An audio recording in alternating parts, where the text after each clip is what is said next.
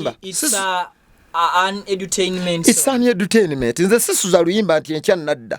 Bwe nzija mu studio babirina okuggwa. Edutainment ndowooza nti atwala obudde mukola. That's why Bobi Wine asobola okubagamba nti mpulira njagala bakuba mu kitune n'ayisa almost weeks esatu. No, nalabako Bobi Wine ng'ayimba ayiyanga nze. Ebiggwa kwolwo. Tasuza omuyimbi yenna asuza oluyimba taba muyimbi bw'ate nadda enkya ebigambo bimbuze. Tuvire mu mulimo gwe oli mulimo ffe tuli ku kitone. Omanyi ne tobyawudde waliwo abali ku mulimo ffe tuli ku kitone. Ekitone ku mulimo yako tusookere kuono anti banenoonyezaamu zange ngenda noonyamusuga mami njagala mu ddiru ya bisiyaga otegeera njagala mu kufuna visa ngende mu America ffe we are on talent. Ate nakibagamba nnyo mu abamawulire nti mutuwe obudde kati obudde butandise okutubuulira betwatandika na baba mochi abalaba. But for we are still standing. That is a talent.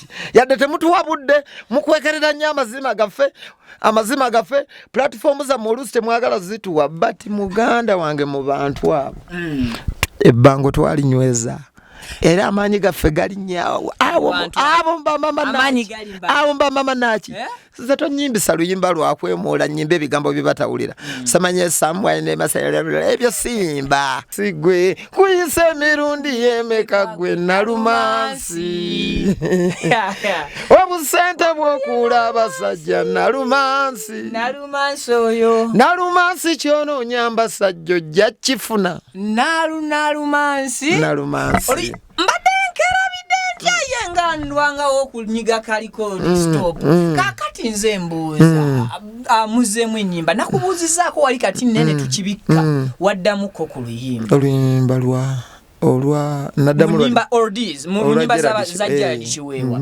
waddamu oluyimbo nakubuuziza ku kya permission olwa his excellence nondagane chats it's okay oluyimba lwa Mwami Jaji Kiweewa wafuna olukusa okuluddamu and waluddamu na kigendererwa ki olajera Kiweewa bantuukirira a producer Croach nangamba waliwo project Yuga Tunes enyimba zino Mwami Musale yazigula ayagala kuzirivampinga tuzidde mbidongo byennaku zino nekikola kinawuliddeko nti ate abantu babawaayo kasente abaziddamu so mwanguwe mumpe sente zange nga sinnabayisaamu eggaali kuba nammwe baabawa saayimbira bwereere kwesa kivulu so oluyimba naluddamu mu kulagirwa si mu kwetumiikiriza tewali kusooka kusaba sirumanyi naddumanya sobola nadduyimba kati ensitemanyi full figure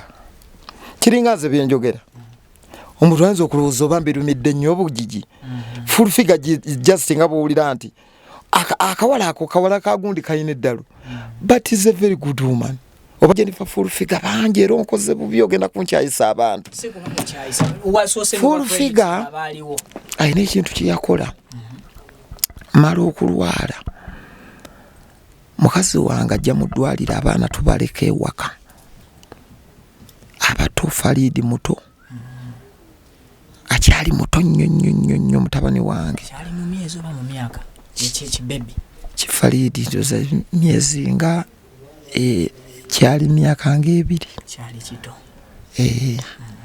full figure yajja ewaka n'akwata omwana amutwala omwana wa Pazo tiyatunula na mabega tiyalonda na lugoye yakwata bukwasi mwana n'agenda n'agula obusuuka n'agamba mubere mu ddwaliro omwana mulina otegedde yasooka kusechualinga yamujja ewaka kubanga omwana twamuleka waka yeka full figure yamujja ewaka obadde tokimanyi kati full figure kyovula nze full figure ne bwakera ku makya n'anvuma oba n'ayogera ki sobola kumuddamu okuleka okumwebaza naye kimanyi abaasi byaba bali just mukazi asindongo wali awo mu just yali awo freestyle talina n'obuzibu n'abantu era kikugamba mwenyinaze tobitwala kyanyinaze kyali awo full figure afisamu eggaali n'akugamba talina butawaana ensi lwakuba tekimanyi abantu lwakuba bajja bwe bali malutusembera bali kimanyi nzikiriza mu ndowooza ye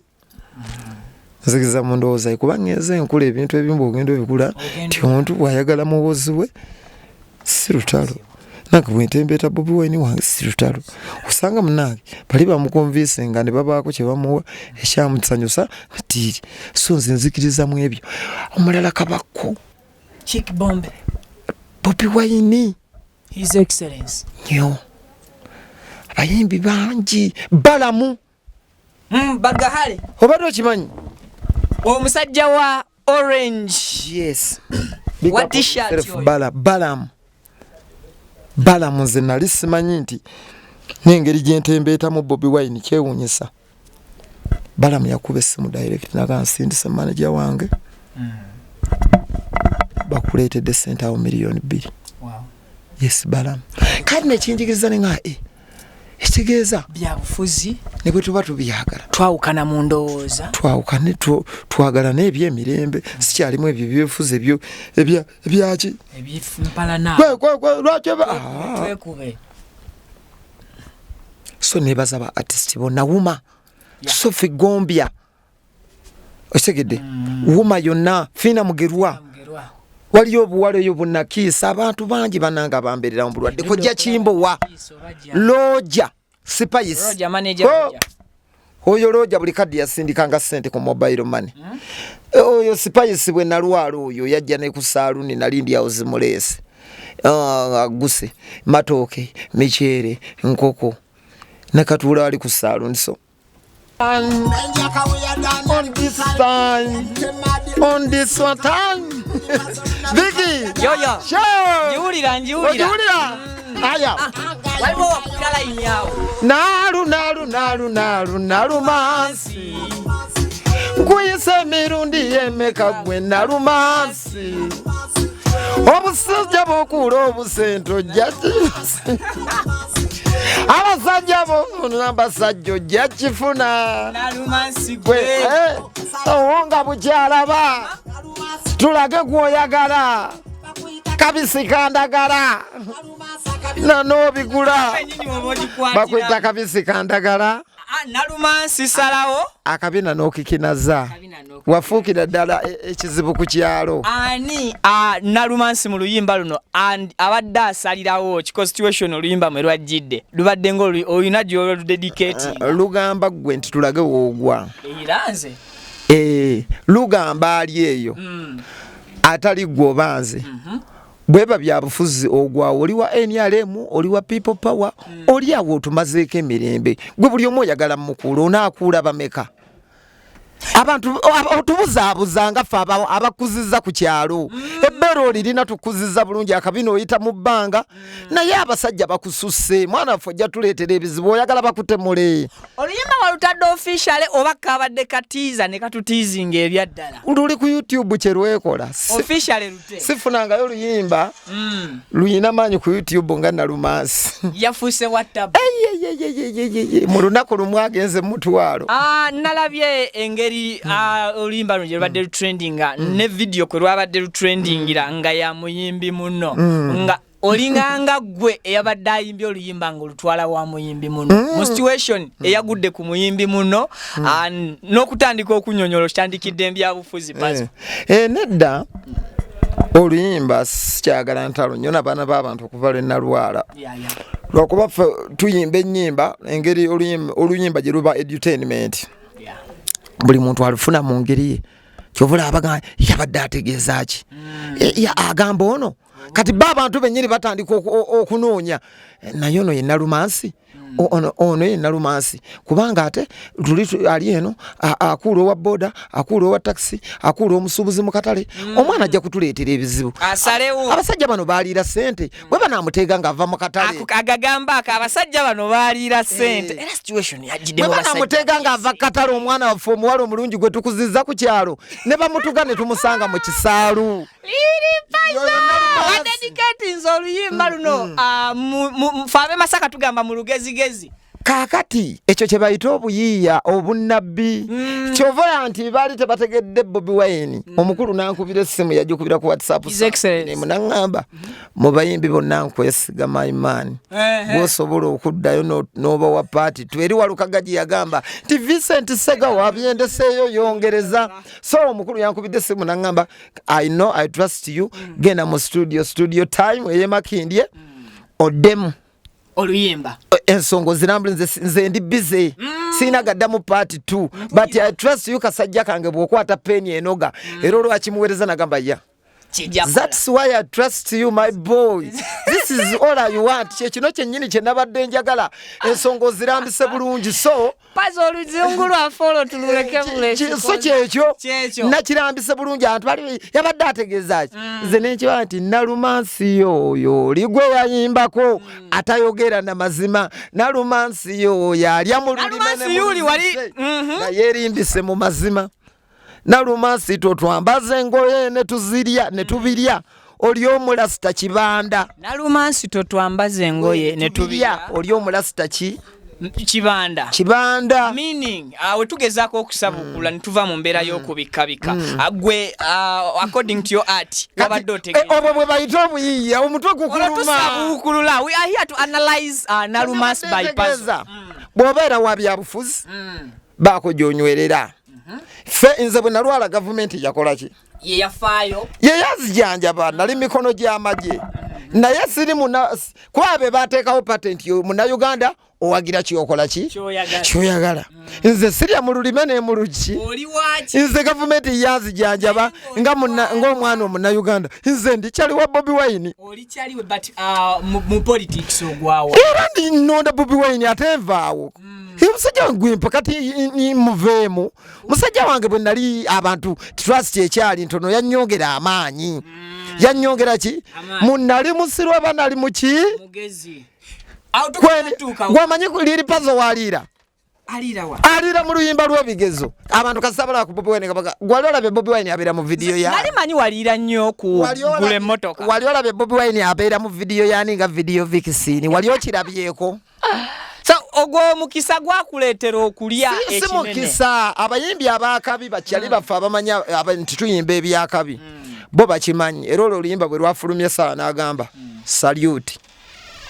Ne David Lutalo nagamba nice song. Kati fe waliwo akakiika aka music aka Uganda betutunulako nti oyo bwayogera. Be bali ka cabinet ya. Akasembayo akakiika akategerera music wa Uganda katuulako basaba David Lutalo ba Eddie Kenzo ne Top Owemagere Bad Bobi Wine. Yes. Ate abakulu baweerezeza obubaga email ne tukane baga yes we like thank you so much. How tuba tumaze kiba kigadde amafa ate bwayogera byonna tuga ate kati ayogedde tudda mu kitugenda bugenzi maaso. Aliri Pazo onako olwaleero nfunye omukisa njagala onyipe njawulo w'ebigambo bino bibiri. Tulina kintu kye bayita entertainment at the same time ne tubeerawo ne kye bayita edutainment. When it comes to music industry abasinga tubuzaabuzibwa mu wakati wa entertainment ne edutainment. Tusookere ku kigambo entertainment. Olo ni olo, olo ni olo, Nicolo deserves a colo. Yo, olo ni olo, Nicolo deserve it olo. Eye bachi? Evera entertainment. Nalumansi gwe. Nkuyise emirundi yemeka gwe nalumansi. Autuba mu edutainment. Okiyisiza mu luyimba. Ekyabalonde mu. Sibuli omu. Entertainment w'abalonde. Entertainment w'abalonde. Omuntu peni agisobola. Eno peni nzibu nnyo. Nze gwolaba kana akazindaalo kwembeera. Sijja na kitabo, sijja na writer, sijja na kintu kyonna. Nze banga lyembeereddewo mu music, natandika okubeera mu music emyaka 5 ng'ensite nammanya. Waakiri oli ajjayo n'ekaki? Nakasimu. Kati nze byennyimba bitandikira kana akazindaalo kano kola. Abantu ke balaba kano kwentandikira. Seetaaga kintu kyonna nze neetaaga producer wano mu ntebe. Nadda ku keyboard. Nze nga ntandika kubiyimba. Studio time liri Pazo lunabe kawiya dani liri nze nga ntandika ebigambo nga biyiika. Gwe kasosoka n'ofuna vibe. Nze vibe gye neetaaga nga kwoluyimba genda ogule motoka was 15 minutes. It was 15 minutes in making. Ebigezo wa Renex bwali budde bwe buti by sawa 3 nga ndumaze. Ebigezo it seems like it's an edutainment. It's an edutainment. Nze sisuza luyimba nti enkya nadda. Bwe nzija mu studio biba birina okuggwa. Edutainment ndowooza nti atwala obudde omukola. That's why Bobi Wine asobola okubagamba nti mpulira njagala bakuba mu kituni n'ayisa almost weeks 3. Nalabako Bobi Wine ng'ayimba ayiyanga nze. Ebiggwa kwolwo.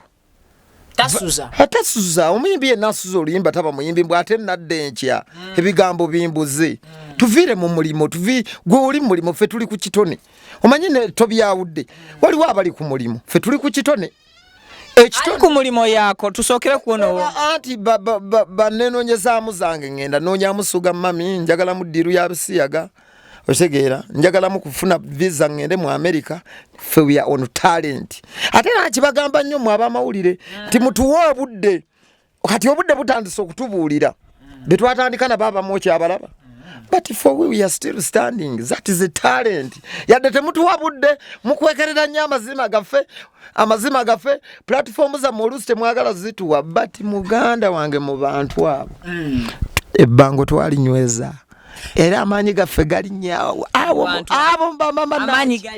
mba mama naki zato nyimbisa luyimba lwakwemuula nyimba ebigambo byebatawulira samanye samwaine ne masayala ebyo simba nyimba Luganda ne tutunka Pazo ennaku zino tukirabye nti remake mu nyimba z'abantu kintu kyafuuse kya bulijjo abasinga n'abantu baddamu ennyimba z'abalanga tebasoose kufuna lukusa na romance it's a very very nice and it's a big song olwa his excellence Kyagulanyi Ssentamu nga tetunnatuuka ku na romance waliri Pazo olukusa wasoose kulufuna oba wakoze bukozi nti trend ogoba trend nze nkubirwa essimu nkulage namba ya Bobi Wine nkirina ne ku WhatsApp tuwogera eze byange sitebibeera bya bigambo kubaga ffe twesiba ku bantu tuwamulaba mu bigezo ate waliwo okubuuza omukulu ffe tubeera confirmed kyo tokibuuzanga abaddamu ennaku zino ennyimba z'abannaabwe bazitta oluyimba olowooza walukoze ekimala tomulaba nga zakabulutiiki omukulu yabirabye byonna kuno kuliko olinnya kuliko mnaye President Bobi Wine kano ka emoji kaliko n'akatima ojja kuddaawo odde mu byannakanyugira atogire goloza embuga tuwe tuggayo bwetuzi bw'oba oyagala okumanya ebifo embuga buuza abataka saakyasi saakinga kuffe tukubuulira ekiriwo bwe mba njagala okumanya ebifo embuga nkole ntya mu luzungu noonya kuffe saakiyo yes kati ennyimba abaziddamu ennaku zino nga opportunist kisakisa nedda kweno kuyisaawo buyisa njagala bamanye njagala neetege ffe tetuli mu kwetega kuba tetuli basajja basinze nti siri mulungi ndi musajja musiyuufu neemanyi ndi musajja musiyuufu neemanyi era nze simba na nnyimba z'abakazi ate weewunya abakazi be basinga okwagala by'ennyimba siwulirangako ng'oyimba laavu simbangayo oluyimba lwa laavu kyokka ate nyina big fan base ey'abakazi so kati nze simba luyimba mbu ngende ku TV nkole obunyama abakazi bandabe enkuule nedda nze njagala nnyo ekitiibwa kyange wali olabye omukazi ajja n'agamba liri Pazo mbu biki yabadde ansaba akasente nkajja abantu bange ab'ekalungu era bakama bange abo we bampa akalimo mbatwalira ddala ng'ekikulu abo njagala abo nkeera n'okkeera era abo mbayimbira oba olukindo lwatika ne lwatika ne bavaawo nga bagamba musajja musajja waffe otukubidde endongo okomawo ddi nze omu ku bayimbi abatuuka okuva ku stage ano ne bagala nedda twongere ne bagamba nemwagala kunzita ne bagamba gwe twongere ne basasula ne sente tukuwadde onakuwadde emitwalo 5 ddamu kano byonna nebaliza Allah. Waliwo his excellence exclusive interview okay, it wasn't exclusive interview yali press conference yali busaabala ku One Love Beach na menyawo ekintu kya big 3 yakimenyawo but yakiwakanya angagamba industry tegenda kutambulira yabibaganye bwabadde bubaka bwa Easter era yabagambye taddamu kulaba muyimbi n'omu yeeyita ki taddamu kubalaba era nabagamba ate ffe mukama waffe bwayogera tetukola ki tetuddamu kigambo kyabayogedde ekigambo kye tukiwaaki tukiwa ekitiibwa mukama waffe yabagambye taddamu kulaba muntu yeeyita ki era kwona akwatibwa nga weeyita big 3 kona akwatibwa ngo byeyita era akisizaako essira nga munyiivu ate bwayogera tuddamu ki tewali answer siwali answer kyayogera tugenda bugenzi yabagati muddamu ku byeyita tuddamu na kulaba byeyita era yagambye mu babooli weeto otya big 3 mukama waffe yabiganye we yasinzidde n'ategeeza nti emyaka 2 emabega banne bwe bavuganye nnyo mu ndongo okuli ow'ekiwatule n'ow'esseguku nti yabasinganga mu biseera biri n'olwaleero akyabasinganga physically financially n'ebisigadde kyekituufu bwe tugeraageranya bwe tuteeka ku wominzaani nga tetwekubidde ludda nti he is my president n'omu yesimbawo waffe ku polling station ye Salama yafuna obululu 3 tomumanyi ya obululu 3 so mu politics nabanga Bobias nedda kikulaga ki kizze kyetwala musingi nedda tebakijjako sebo balekenga kutematemako bitiibwa by'abantu Ssaabasajja Kabaka awangaale Cuucu Bene n'atawetwa ne bwe weekanga eggulu ogamba ayi mukama wange eggulu otegedde gwe buli kye weekanga ku Ssaabasajja ogamba musota accident byonna bya Ssaabasajja kakati sebo ebitiibwa abantu tebabikola ki tebabitemako so bino byajjanga byerandiza ne bijjanga bikula so bye yayogedde byonna bituufu musically, financially, academically, spiritually, simanyi entertainment kale, simanyi biki mama na romance kale, new generation kale, especially musically. Betu weinga singa bali bakabi nabo besimbewo. Njagala woli kwa yakwata namba ezo. Namba 2. Ate fe bajalibe. Yakwata namba 2 muchi tutere. Mu Uganda yonna ebyaveriye omanyi fe tuina talent centers affe. Fe talent centers affe zitulaga birala. Ziragachi. Zitulaga mwate kati ate mbu zitulaga akatengo. Ate chi fe talent centers zibitulaga. Zibitulaga era yo fe byaffe.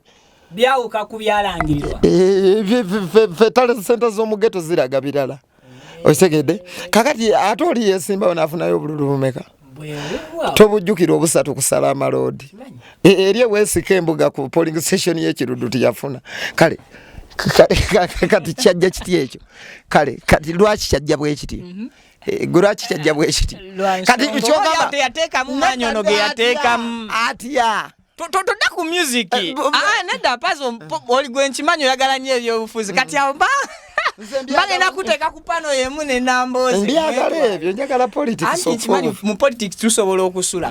Njagala tudde wano musically. Bobby Wine bwe tumuteeka ku minzani emu ne Chameleon. Ani asinga mega hits? Sagala kwogera ku muntu n'omu njogera ku Bobby Wine. Bobby Wine yasinga music. Goro kimanyi. Music yes, but ani asinga mega hits? Watu waliwo kuba omungi nga tali makulu. Kati goyezo okuyimba ennyimba 10. Ng'abantu bazimanyira bazidigida. Nze nenzija nenkwata gendo ogule emmotoka nga bw'oluteeka ku minzaani.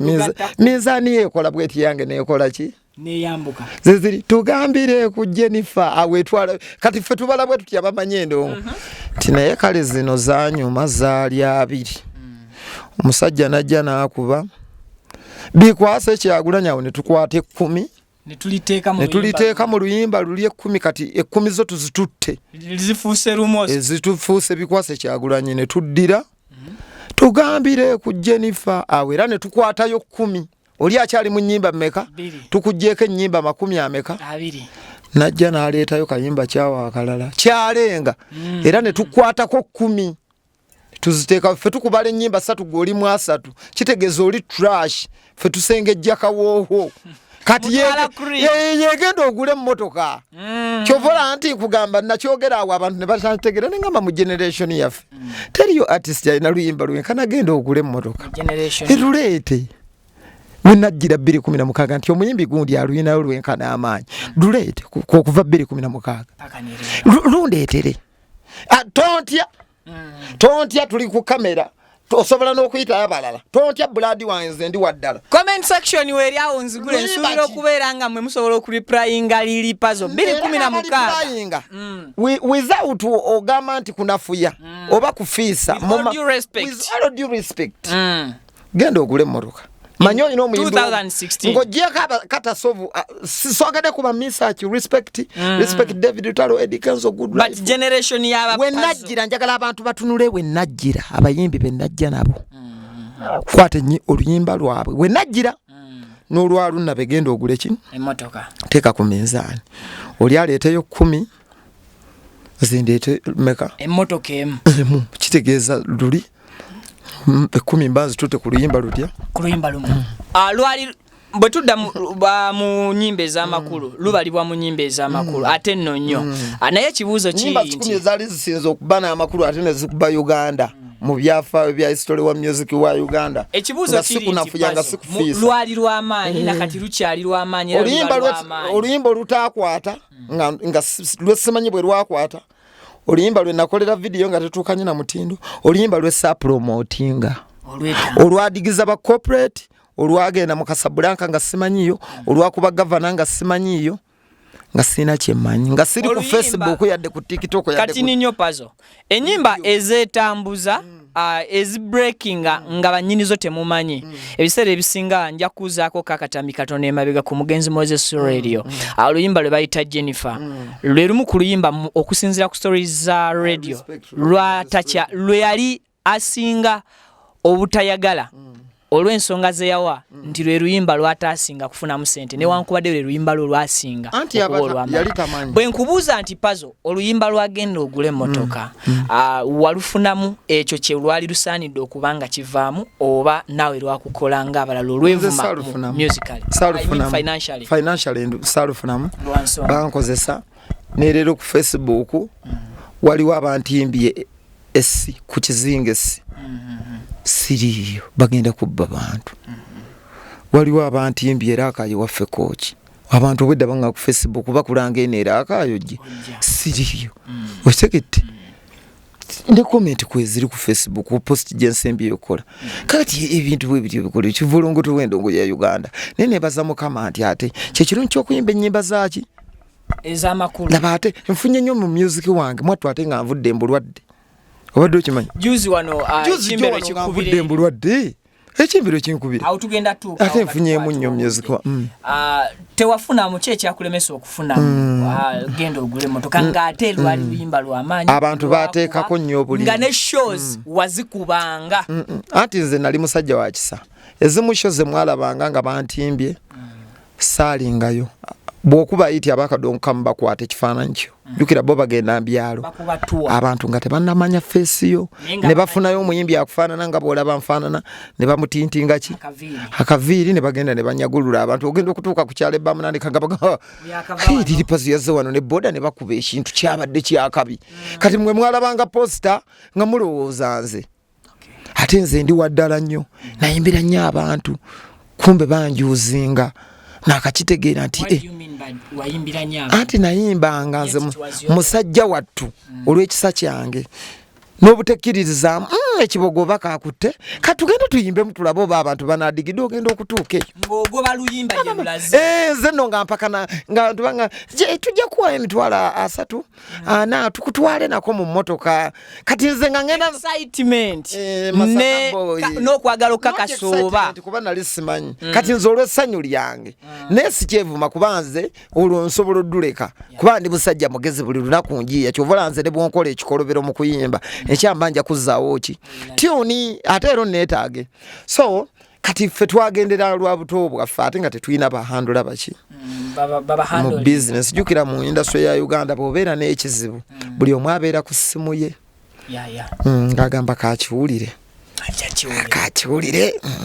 kepankapanka kalinamu oluyimba kekakiwulire byebyo ne bibeera mu ndongo ye Uganda gwe tobimanyi so musajja tunakuba oluyimba siri ku Instagram siri ku Facebook ku YouTube siriyo oluyimba simanyi omusajja bamuyita Africa yali yalutwala ngeze naye ne wasula kati tugende mu kooti nga views yazitwala nerero yalulemera wasula yazitundanga ennyimba zaffe yali YPRS nga sibimanyi kati nafunawa nayimbira nnyo medias ezenjawulo abantu nga njagala obbasanyusa naye I'm so sad abamu basiimye abamu beerabize naye ensi bwetyo ne ate olina okusigala ng'okolagana naki n'abantu naye ate nebaza media akensuso lwe nalwalamu nalwalamu bambeererawo nnyo tutuukawo kati katusooke wano tuddaawo bwe tugoba n'obudde. Let's analyze oluyimba ebigezo. Nali musiru oba nali mugezi ebigezo byannemesa okusoma.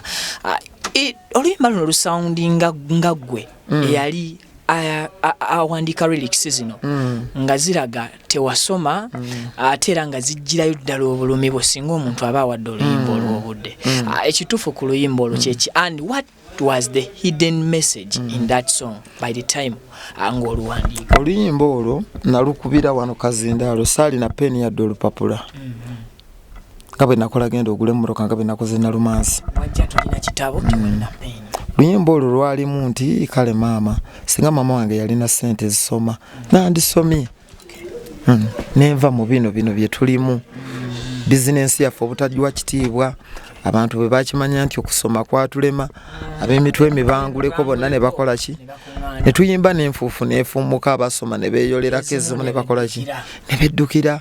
Abantu balowooza ofuna nnyo ebitalotale ebitalina mutwe n'amagulu. Abantu kulowoozesa nti olina ebingi otegeera. Abantu bo bwe bawulira oluyimba balowooza oli agaggawadde. Emyaka 5 oli obugagga aba abugyewa aba afunye erinnya abatafunye eki ebitalotalo kukyayibwa abantu obwemage. Nandyebeeredde eyo ba mu ministry mama wange singa ali ampeeredde nenkola ki nensoma ekyo nenkiteeka waawo nti obutasoma buluma akoze eki. Nenjogera nabangi nnyo abatasomye. Kati gwe omuzadde bw'oba tewasoma ng'oli muvubi noga akampeerera akaana kange omusajja nga alaajana nnyo obutasoma bubi. Singa nasoma nange nandibadde sikola bitya bino. Neŋŋamba bannabyabufuzi nti bingi bye batuteeseza nga tebituyamba era nga tebitugasa. Muteeseza abo abantu ebikola ki ebibayamba. Nti singa nali neesimbyewo nandiwakanyiza okumenya owino. Kireeta ebbula ly'emirimu n'obwavu obungi e Masaka. Abavubuka bava mu site kubanga akatale obutale babugobyemu. Abalenzi ne badda mu byalo ate okuwasa abaana abato n'okubba otegeera. So lwalimu obubaka bungi obutasoma buluma akoze nti gwe omwana ali ku ssomero loozi muleke neevuma akawala ka loozi ak'e Masaka ke kannemesa okusoma nze. Oli mu ssomero muzaddewo tomanya na wajja ssente kakubye olubuto olina okuddukana omwagaza kye saawa zino za kugenda mu bagita ki prepu osome oli bintu byakwegadangire oli mu busonda weekisinga ne nalumansi mwana wange. Muzaddewo lwaki omukaabya ki amaziga otegeera. Kati ebyo bibeerayo nze bwe mbikuteerawo ku meza nga bwe nabitadde mu nalumansi. Kayemba natabulirwa asabala gwaki ebigambo bye tuyimba abantu balemenga bitwala for granted babiwulire babitwale babijjemu ekyokuyiga. So lwalimu amakulu bwe gatyo nze nga kuteeraawo funa byofunamu. Eddoboozi liyinza okuba siri eryoyagala muwala gwe oyagala ziri nnyimba zakuwoomereza kusiyiriza ez'omukwano but essaawa 24 si mukwano baako byojjamu obeeko byotegeera kubanga nze mbikuwadde nti genda ogule emmotoka. Ffe twakule waffe ku kyalo omusajja yagula ku mmotoka ne bwaba musajja mukadde ng'emmotoka ne bweba yafiira mu lujjange mazeewo emyaka aga asigaza ekitiibwa ng'eri awo nga baga omusajja oyo yali mugagga amaka gagundya olaba ng'era emmotoka ebeerawo mu lujjanga kyakaddiirawo nga baga yali mugagga ku mirembe gyaki gyoboto omusajja oyo yalina ssente era ng'ogawulaba amaka gaki ganjawulo jipu yafiira Volkswagen ziri ezaavuga nga weeri. Kati genda ogule emmotoka oleme kufa nga tokoze eki yaman bye tuyimbira abantu. Nga tuva ku luyimba olwo then tudde ku nsonga y'obulwadde healthyo. Favorite verse yo mu luyimba lw'ebigezo eriki era bagituwe. Bingi bye nandikoze kusaba leero tutunulira abantu bali bingi bye nandikoze singa nasoma oba nandifuze bingi bye batuteeseza nga tebituyamba ng'era tebitugasa babuwe obuzibu bwa nsonga ya bwino nandiwakanyiza okumenya owino kireeta ebbula ly'emirimu n'obwafu obungi mu ghetto ewaffe gyempowa mu Soweto abantu tebalina birooto suubiri abaggwamu be balonda babavaamu nnyonnyo ategedde. Wow, what a message. Olwala kiki ekikuleetera okulwalira mu kampu? Simanyi na leero sikitegeeranga. Naye abantu bansaasire nnyo. Ate banjigeko ekintu kimu. Tebankyabwa. Bwe mba nnyina gwe mpagira ndi omuwagizi omutuufu atalina muwagizi atalina mbeera mbi ku muntu kyayagala. Nze njagala nnyo Bobi Wine. Ba Godfather baagala nnyo Museveni. Ba Ismail Shuli baagala nnyani. But you're good, my friends. Banjogera nako. Hajja ne mulimba lwange nayimba olo ni olo liri Pazo yakubye olo ni olo. Godfather nagamba story kiri Pazo. Abantu bantegeere my passion sinyumirwa jimu siri musambi wa mpira siri munyu wa mwenge siri muntu w'abakazi era ne wange TV ebera mu Nyali Jazira njagala nnyo I'm too passionate on politics binyumira nnyo okubyogerako. What? Ndi passionate n'ebyobufuzi mbyagala nnyo. Tewasoma Jazira ogitegeera. Mbitegeera ndineguka ndi musajja muyayi. Oluzungu ndumanyi just Obatisa. Mbimanyi just lwakuba nti si byakabi. Level y'ebitabo byo ego. Ndi musajja muyivu ekimala. Era abantu bali yeewuunya nga nvuddeyo okwesimbawo. Oli lumutu kusuubi. I will surprise them. Really? Yes. I'm educated enough. Parliament, they are using English. Yes, of course, I will. And they don't use broken. Yes, I will talk English. It's not my problem. Kale omwana Pazo olwala nga tufundikira tumaliriza tudde ku Nalumanso ono. So mbadde ngamba abantu bansasire nnyo abali mu government n'abatagirimu abagirinako obusungu n'abatagirinako obusungu nze ntembeeta muntu wange. Nze ntembeeta muntu wange. Nzirutaloba. Yeah. Ntembeeta muntu wange si mu bubi tebajja kundaba nga mbalwanyisa gye bajja eminyago gyabwe n'enteekateeka zaabwe sibalinaako ki mpagiri nze ntembeeta muntu wange mpuli mumwogirako I feel so happy si muntu wange ntyo bankonvisingi nabo nsobola obbatembeera. Ani akusinga okubeererawo mu mbeera y'obulwadde mu ba artists eyasinga? Muba artist banji. Eyasinga the favorite or the most one in a million. Banji. Mubanji. Omukyala Nakangobi. Nffa full figure kyewuunyisa nno. Lwaki? Hati nsimanyi full figure. Kiringa nze bye njogera. Omuntu ayinza okulowooza oba mbirumidde nnyo obugigi. Full figure just nga bw'owulira nti akawala ako kawala kagundi kayina eddalu. But is a very good woman. Obadde okimanyi? Kati nganze liri Pazo abantu oluusi balemerera okuntegeera. Mwatu ndi musajja ya mirembe nnyo. Ate biseera ebisinga mba nsaaga ate sina ttabu ku bantu. Lwakuba ate ndi w'amazima nnyo. Kakati lwaki Nffa full figure bangi era onkoze bubi ogenda kunkyayisa abantu. Full figure ayina ekintu kye yakola. Mala okulwala. Mukazi wange ajja mu ddwaliro abaana tubaleka ewaka. Abato Falidi muto. Akyali muto nnyo mutabani wange. Kyali mu myezi oba mu myaka?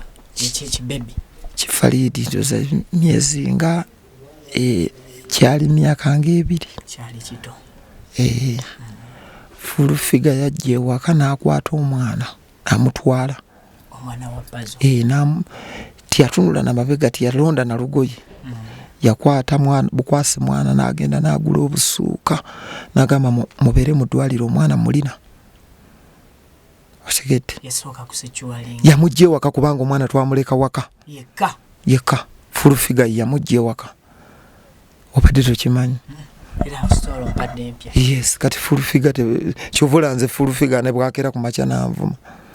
Oba n'ayogera ki? Sobola kumuddamu okuleka okumwebaza naye kimanyi abaasi byaba bali just mukazi asindongo wali awo mu just yali awo freestyle talina n'obuzibu n'abantu era kikugamba mwenyinaze tobitwala kyanyinaze kyali awo full figure apisaamu eggaali n'akugamba ebyo talina butawaana ensi lwakuba tekimanyi abantu lwakuba bajja bwe bali malu tusembera bali kimanyi nzikiriza mu ndowooza ye nzikiza mu ndowooza ye kuba ngeze nkula ebintu ebimu bw'ogenda obikula nti omuntu bw'ayagala muwozi we si lutalo nange bwentembeta Bobi Wine wange sirutalo usanga munange bali bamukonvince nga ne babaako kye bamuwa ekyamusanyusa atiri so nze nzikiriza mu ebyo omulala kabako makanaki nyo ne Shidi Style King Saha Levikisoni Chick Bombe Bobi Wine His Excellency nyo abayimbi bangi balamu bagahale obadde okimanyi omusajja wa orange yes what t-shirt balamu nze nali simanyi nti n'engeri gyentembeeta mu Bobi Wine kyewuunyisa balamu yakuba essimu direct nagansindisa manager wange bakuleetedde sente awo miliyoni 2 yes balamu kati nekinjigiriza nenga ekitegeeza byabufuzi ne bwe tuba tubyagala twawukana mu ndowooza twawukane twagala n'ebyemirembe sikyalimu ebyo byefuze ebyo ebyaki ebyimpalana twekube